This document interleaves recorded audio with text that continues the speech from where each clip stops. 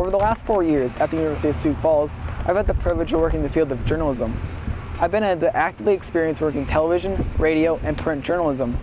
For this project, I'll show you the journalists I have met over the last 4 years, starting with Sports Illustrated and senior contributor Jeff Perlman, who shares his passion for sports journalism. No one else in my family cared about sports at all, nobody. And for some reason, I don't know how, I used to find myself, I'd be the only guy watching the Super Bowl in the house, and I'd be sitting in front of the TV with a football, or during the World Series or the All-Star games or just Yankee games or Mets games, I'd be sitting there with a mitt and a ball, and I'd be throwing the ball to myself. And I just had this love for, like, the uniform colors and the different personalities, and I grew up in a really white, sort of conservative town, and I loved, like, afros and really cool names, and, like, it was almost like sports sort of opened my eyes to the world. Many people in any job develop their passion at a young age.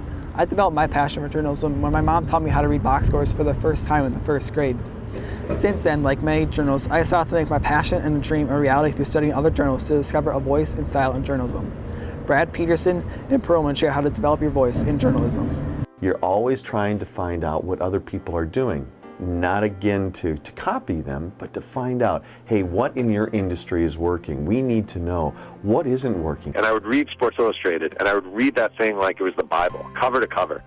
And I would pay attention, again, I'd pay attention to transitions and word choice and how things were being done and, how they would approach a story and how to approach the story differently and what cliches they were avoiding. As a journalist strives to study and read other journalists to help develop their own voice, they begin to search for different passions in journalism, writing, production, or radio.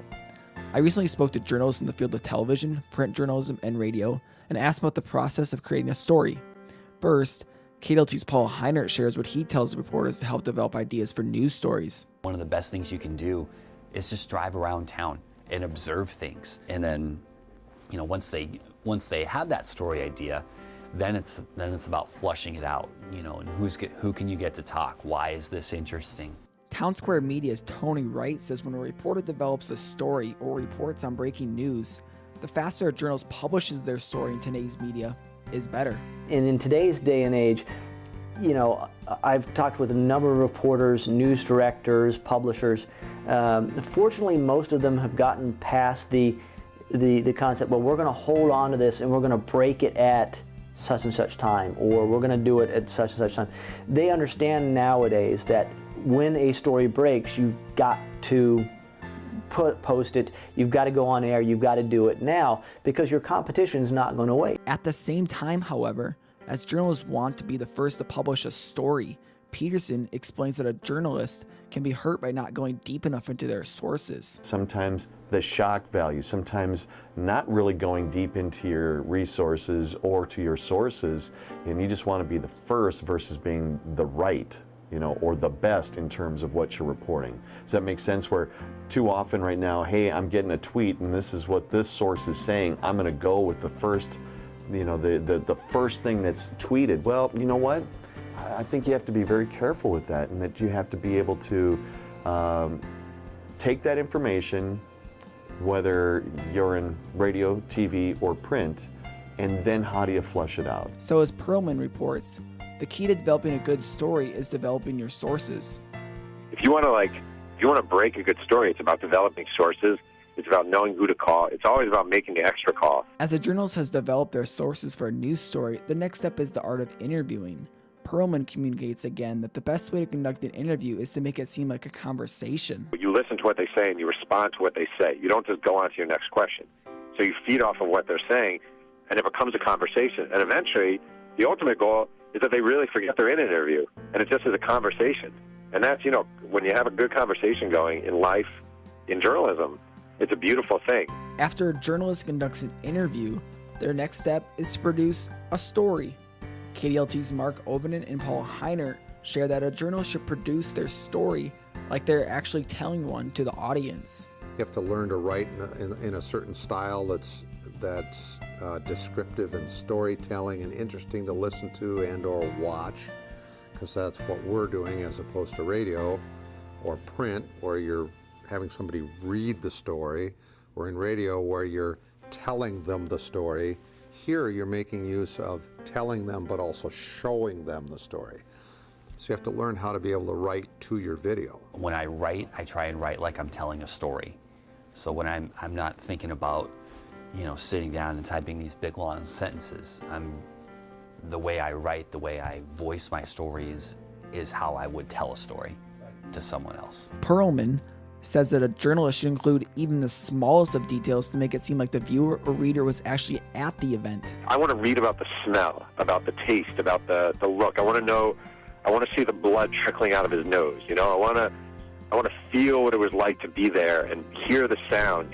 Don't just tell me, show me. As journalists try to find ways to get the viewer, listener, or reader's attention through their storytelling, journalists must be aware of the technology that is at their fingertips in today's media. You kind of have to gear yourself towards, okay, how does this person get his news? Is it going to be at 6 and 10? Maybe, but he also might have it on his iPhone, or he might be watching it on his iPad. And so we really have to work towards that because we need to change as our viewers change. And as Overton shares, he has seen a dramatic change in technology from the first time he began working in television production. Without sounding like Grandpa Ovenden here, which I am, so I guess I'll sound that way, I used to go out and shoot games on film and have to develop my own film. We used to put it into the processor, which half the time would leak. It would spill chemicals all over the floor. The film would come out bizarre colors because one chemical wasn't mixed in right, or the film broke in the processor. It was pretty barbaric back in the day. From the time when Overton had to shoot games on film, the next change in media technology happened when video cameras came available to journalists. The next step he shares is perhaps the coolest way media has changed. Probably the next biggest change happened just within the last handful of years when suddenly computers became a part of what we were doing. And for example, when Max and I were off in Auburn Hills, Michigan with South Dakota State's basketball team, we were shooting stuff on the camera, dumping it into the computer, editing it, and emailing it back to the station. Where 5 years ago, we had to edit tape to tape. We had to run over to Detroit, to an NBC affiliate in Detroit, book a satellite window, and send it back. Well, now, with the capabilities that we have, we can literally be on location. As Overton has seen media change over the last few years, journalism will continue to change over the next 5 years and decade.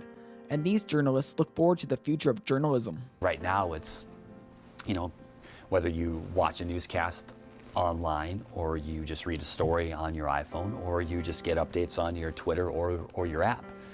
That may be what people do now, but what is it going to be like in 5 years ago? 5 years ago, I didn't have Twitter, or maybe it was just in its early stages probably. And the same thing with apps for your phones and tablets. So who knows what it's going to be like in 5 years, and that's our job.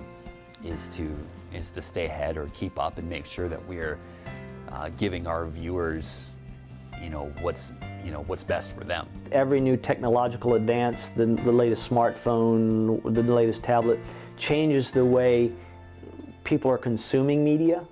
So that's going to change the way we cover, as journalists, we react to media. I think journalism is figuring itself out and trying to figure out, a couple years ago, no one knew how to make money off of websites. The New York Times was baffled by websites, Sports Illustrated baffled by websites, and they're really starting to figure it out.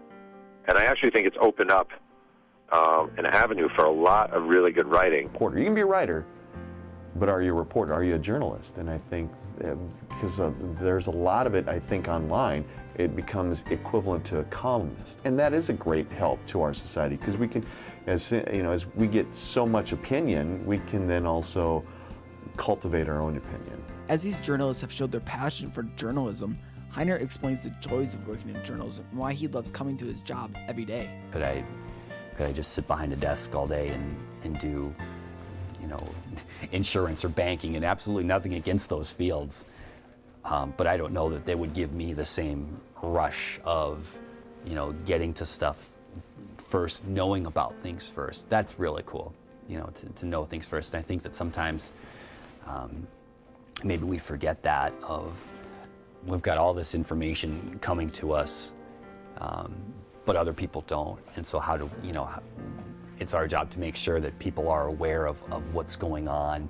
And just because I know about it doesn't mean that everybody else does. Finally, Wright and Peterson share advice for young journalists that have a passion for journalism. You need to be able to write copy for a newspaper. You got to be able to know how to shoot a little bit of video for a TV station. You got to know how to write stories for the web. You need to be able to speak clearly enough so that you can, you know, be on the radio. Because media companies now, it's not just a newspaper. It's not just a TV station or a radio station. They're conglomerates now. Show passion, just continue to work at it, and sooner or later you're going to get those opportunities that you thought, well, man, as a freshman, I didn't know that that was going to happen. But everything you work on is just a building block for the future. As I look back over this project, I hope I've inspired you to actively pursue your passion in journalism. I'd like to thank Jeff Perlman, Brad Peterson, Paul Heiner, Mark Ovenden, and Tony Wright for allowing me to learn new ways to show my passion for journalism and to develop my style and voice in journalism. I'm Sam Tastad, and thanks for watching.